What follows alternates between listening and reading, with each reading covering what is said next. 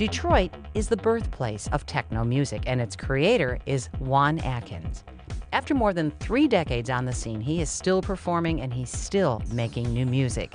Stateside's Emily Fox and Juan talked about the legacy of Detroit's techno music.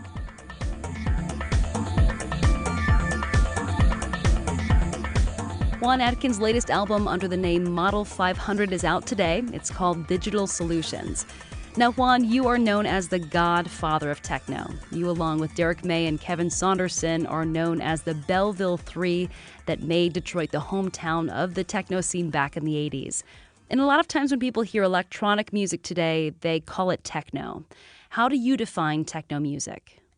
It was music born out of technology, basically, and produced from all electronic instruments and also computers and sequencers and drum computers and everything that developed out of the technological movement.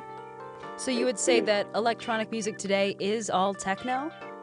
Yeah, it's all synonymous, I think. So when would you say techno really took off, and what was life like for you then when it did take off? I guess it depends on when you say when it took off. I mean, because it's taken off for me from day one. But the world at large, I guess, it didn't catch on until, I guess, mid to late 80s.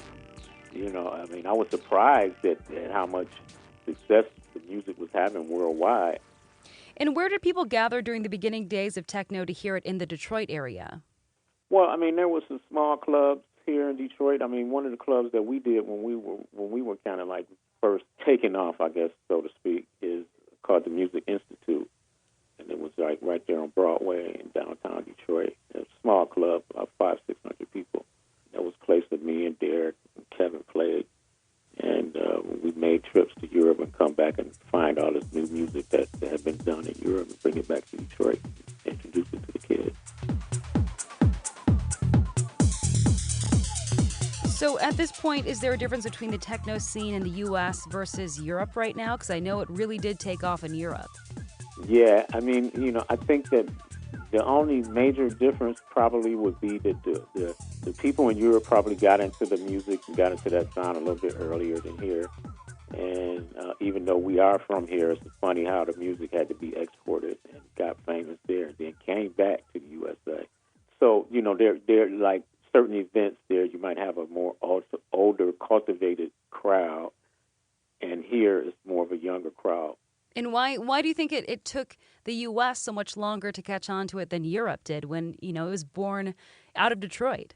Well, it's the music industry and big record companies and big radio, you know, here in the U.S., it takes longer for change to happen with those big multinational companies than I think in Europe. And I think that was, you know, there's so much emphasis placed on the commercial value that it was hard for anything new to come and change here in the U.S. And it's still that way to a certain degree.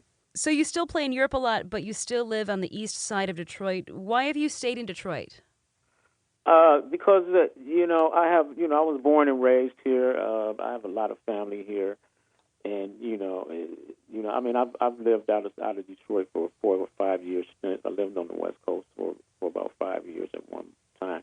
And just, you know, I mean, when it comes to music, specifically electronic music, you know, you can't, the atmosphere is unmatchable anywhere else. I mean, Detroit is like no other place in terms of creativity.